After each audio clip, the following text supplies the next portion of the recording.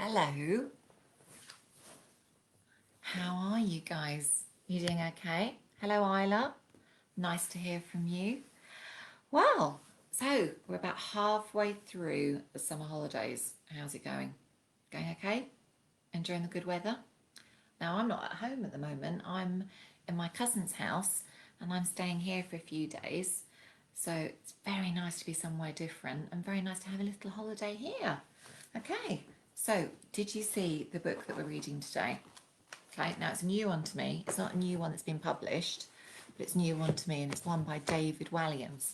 And David Walliams is someone who's known to the school because a long time ago, I think about 4 years ago, some of the children went to go and see a play that he had written, which was on in Eastbourne. So, and Mrs. Lewis even met him. She had her picture taken with him, which is very exciting.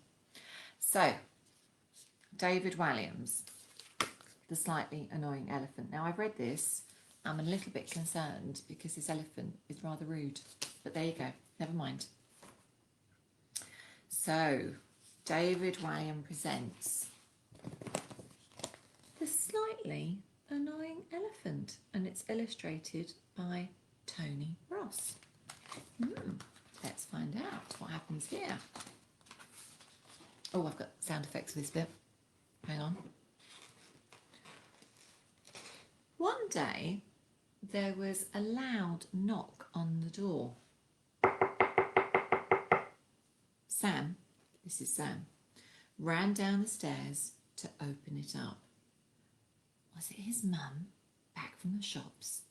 Was it a friend? Was it the postman? No. Can you guess who it might have been? What do you think? Who do you think it might be? Let's have a look. It was an elephant. A great, big, gigantic, ginormous elephant. "Hello, Sam," he boomed.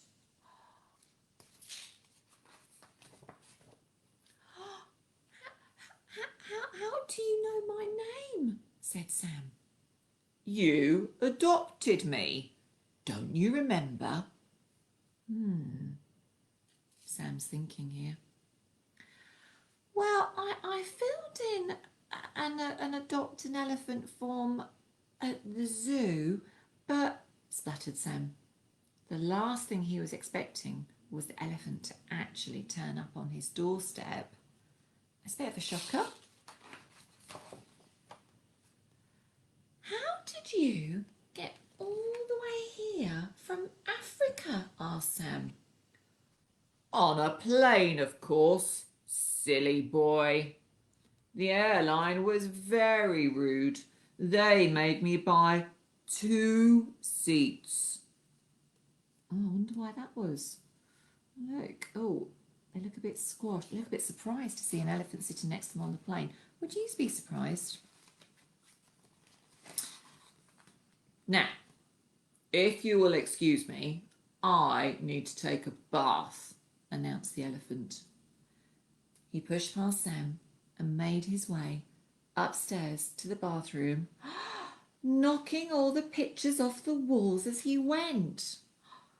Oh, I don't think he's very polite. Do you think he's very polite? Oh, the next picture's quite shocking. Look, what's going on here? Because the elephant was so big, all the water from the bath had flooded the bathroom floor. Goodness me, that looks like a mess, doesn't it? What's more, he used all the soap, all the towels, and instead of hanging the towels up afterwards, he left them strewn across the floor. And that's quite shocking. Look, he's even put the bath hat on his head. I don't think it fits very well. "I am hungry," demanded the elephant. What do elephants eat?" asked Sam. "Food, silly boy." Sam sped into the kitchen and rummaged through the fridge and all of the cupboards. He poured all of the food in the house in a massive pot and gave it a stir. Let's see what food he put in, shall we? Look, looks like he's got cereal, some cans. They could be cans of beans, maybe. He's putting everything into the biggest bowl that he can find. He's squeezing some sauce into there. He's got lots of bits and pieces. He's doing as much as he possibly can. Quickly, please, called the elephant from the living room. As fast as he could, Sam raced into the living room where the elephant was sitting on Dad's armchair. Without a word, the elephant dunked in his trunk in the pot and slurped up all of the food in one go. One go? Wow. Now, I have had my starter. What's the main course? Oh dear, he's very rude, isn't he?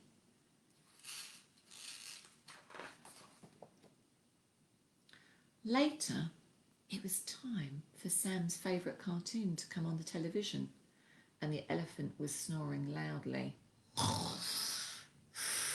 Can you do snoring for me?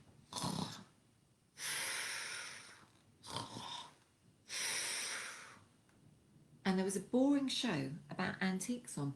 So Sam prized the remote control. Can you see him grabbing the remote control very carefully out of the elephant's foot and changed channels? All of a sudden, the elephant woke up. I was watching that, he boomed. You were asleep, protested Sam. I was not. I love shows about antiques. Oh, sorry. Do you collect antiques yourself? Asked Sam. Of course not. I'm an elephant. Silly boy. Still being quite rude, isn't he? When the boring antique show had finally finished, the elephant declared, I need to take some exercise. Exercise? Asked Sam. Yes, I need to lose a few pounds. Do you have a bicycle? Yes, but, spluttered Sam. But what? Demanded the elephant. Well, it's quite small, and being an elephant, you, might break it. How dare you? Boomed the elephant. Now, where is it? Oh, so where could it be? So Sam wheeled his brand new bike out of the garage and said, please, please, please be careful.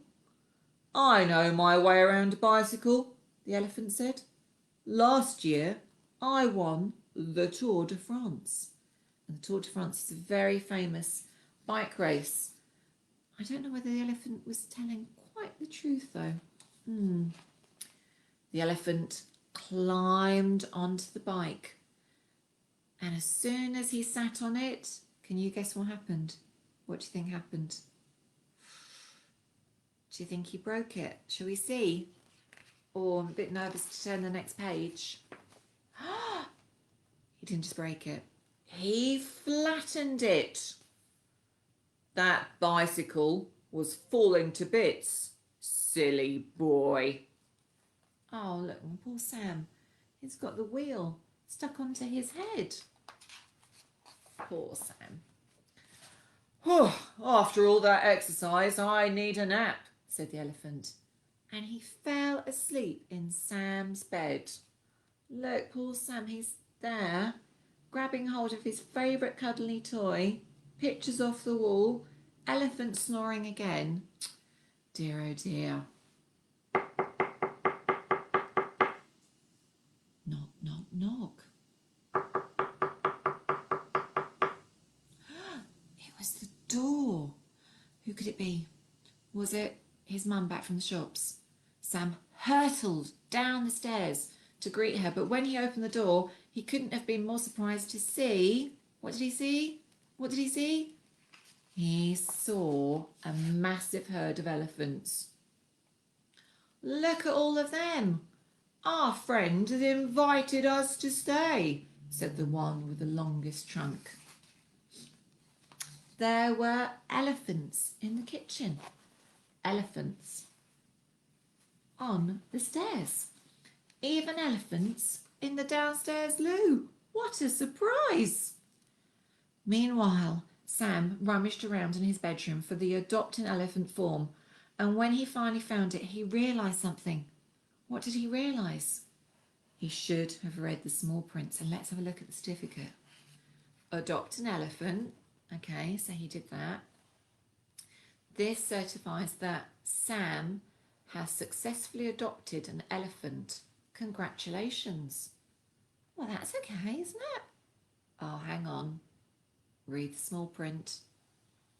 Small print says, "I hereby consent to said elephant coming to live in my house and inviting all his elephant friends to stay."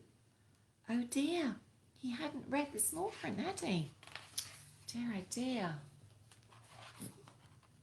Silly boy. That was a funny story, wasn't it? I liked it very much. Now, set a bit of an activity with this one that you can do if you want to, but if you don't want to. And this is one that reminded me when I was little, a long, long time ago, okay, and over 100 years ago, obviously. And I used to go with my family and we would go in the car and we would go from the south up to the north and we would try and find games to keep us going. So I've got a bit of a game that you can play with your family if you want to, or you can do a bit of writing if you want to. And it is to try and think of animals beginning A to Z, okay? And you could write them down or you could draw pictures, okay? So I've done my list here. I'm just going to start here, okay? And you can either think to yourself, we can think simple or we can think big, like the elephant, okay?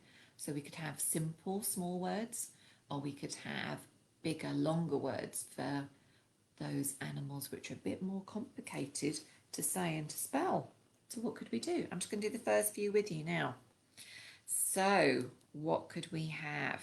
We could have, if we were thinking a small word, we could have an animal that lives in the forest, okay, like an ape. So that's a small word, just one sound, one syllable, ape. Or we could have something a bit more complicated, like an armadillo, okay? So I could write armadillo here. Armadillo.